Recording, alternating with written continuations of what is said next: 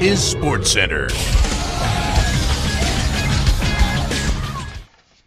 Welcome to this edition of SportsCenter. I'm Brian Van Pelt with a little scruff. No, I'm not hungover or sick, just keeping my Halloween options open. Tonight is Ray Rice's season on the line. Are there signs the trade bonanza may be subsiding? And we speak with head coach Justin Donahue after his Week 5 meltdown. We'll get you caught up with all the latest scores and highlights in a bit. First, we take you live to the NFL Commissioner's office for a special announcement.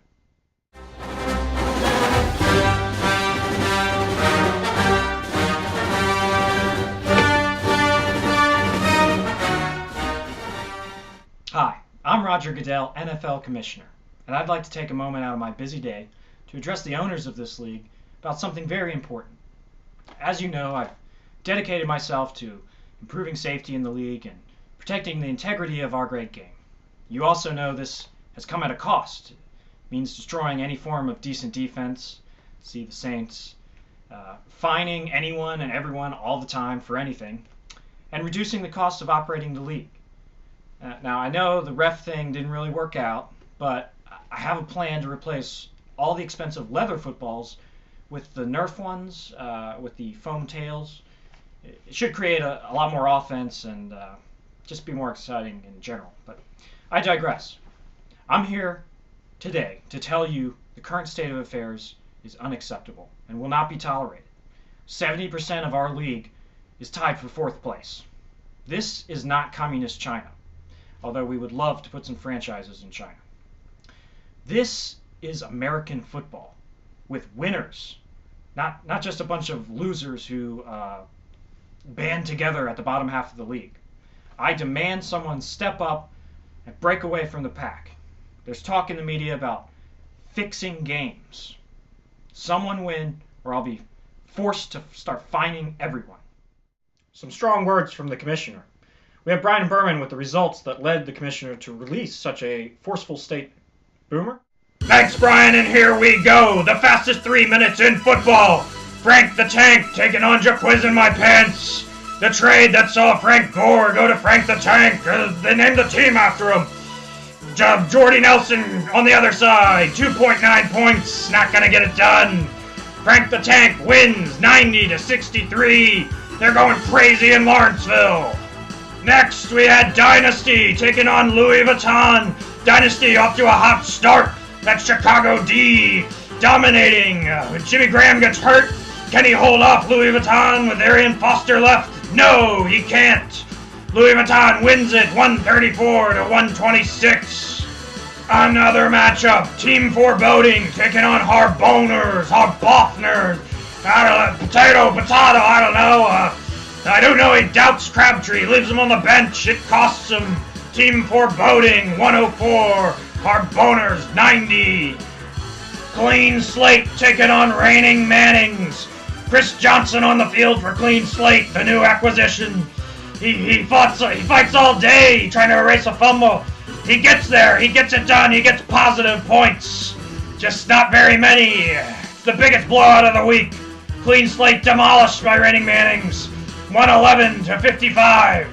Final matchup. Jimmy Graham Cracker taking on Skullbuckers. Jimmy Graham Cracker with half Giants, the other half Cowboys. It looks like no one's played, and then all of a sudden he comes roaring back. Skullbuckers put up a good fight, but the points, they keep piling up against him. He goes down to Jimmy Graham Cracker, 127-94. We're going to head out to Applebee's and grab some 2-for-1 appetizers. Brian, back to you. Thanks, Boomer. Well, Week 5 created a 7-way tie for 4th place. That's amazing. Ray Rice, on the other hand, has not been amazing. This is a top 3 draft pick in almost every league. Unfortunately, Sports Science will break down Rice's struggles this year. Just kidding. But seriously. On this edition of Sports Science, we're going to talk about Baltimore Ravens running back Ray Rice. Rice has been stellar throughout his career, but with the number 2 pick in the draft this year, the fans definitely expected a little more from Rice so far. So, what's the deal? Well, it starts with the fact that Rice stands only 5 feet 8 inches tall. Now, to demonstrate this, I'm going to bring in this life-size replica.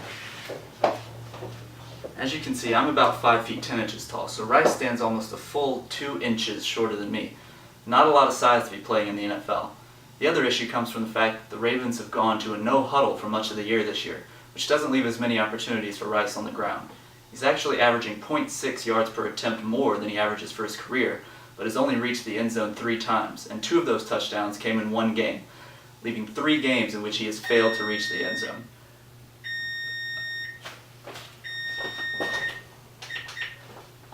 It's a homemade Totino's Party Pizza. So, that's it for this edition of Sports Science.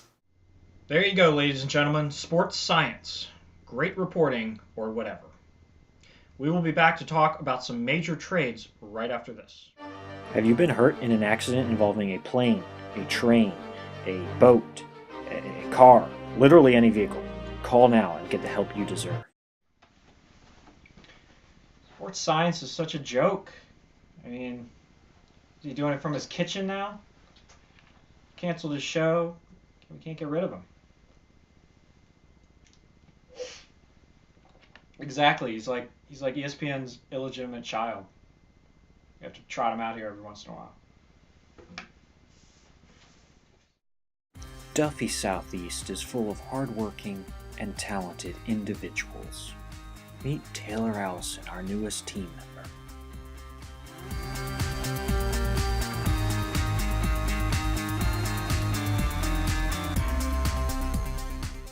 Apply today and join our fast-paced, fun-loving workplace.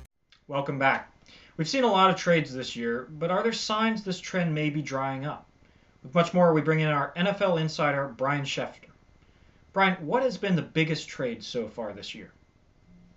When you look at the trade between Team Foreboding and Clean Slate, you certainly have a hard time finding any trade bigger. This is the third stop for rookie QB RG3, which is shocking considering many owners have built their team around him. Head coach Lee Bannister also dumped a struggling Chris Johnson on Clean Slate, and in return he received Dwayne Bowe, king of garbage time, and a struggling Jermichael Finley, as well as the erratic Michael Vick. Now, none of these players did anything this past Sunday, but we'll continue to monitor these players going forward. And right now it looks like head coach Lee Bannister has the early edge. I guess it's too early to tell which team got the better end of that deal. But let's bring in head coach Justin Donahue to talk about his Week 5 loss. It was a disaster. He barely scored 50 points. He was the biggest blowout of Week 5, and he's on a 2-game losing skid. Justin, if you could, sum up your feelings during that Week 5 loss. What was going on there? I just wanted to beat Taylor. I mean, that was the goal going into the week. Thought we were going to. Thought I had a good team. Got lots of wide receivers. It's the key to any good team, as you know. Ray Rice. Things just fell apart in the games, though. Trent Richardson went off. RG3 went and got himself concussed, and that was the end of it. But we'll keep moving forward. You know, pick up a few more wide receivers, like at least 8 wide receivers, where I like to be usually. So yeah, we're not out of this yet. That's right. You recently received RG3 from head coach Lee Bannister of Team Foreboding, along with Chris Johnson. What was going through your head on that trade? Well, I thought it was a good trade. I mean, RG3 is the number 1 quarterback through 4 weeks, and it was just uncanny, really, the way he traded both those guys right before they tanked. I haven't yet figured out the algorithm that he used to know that that was going to happen. According to my calculations, it wasn't possible. Clearly, I missed a variable somewhere. But good news is I've got my kids in my class working on it, so I'm going to give an A to the kids that can come up with the missing variable to figure out how that happened. So that's really where I'm at right now. Do you care to respond to accusations from fans and media that your team suffers due to the fact that you spend large amounts of time hunting for Bigfoot? This is a creature that most people feel is mythical. Do you disagree with that? Okay, first of all, squatching is the proper term for it, Brian. And it's a very legitimate career choice for those who choose to pursue it. Is it mythical? You tell me. Are the videos and testimonies of thousands of neurologically tested people mythical to you? Something is out there, Brian. Something is out there. Okay? You know it. You and I both know it. Something is out there. Okay, the Bigfoot enthusiast, head coach Justin Donahue. Thanks for joining us. The best of luck to you. I hope you snap that 2-game losing skid. For all of us here at SportsCenter, I'm Brian Van Pelt saying so long.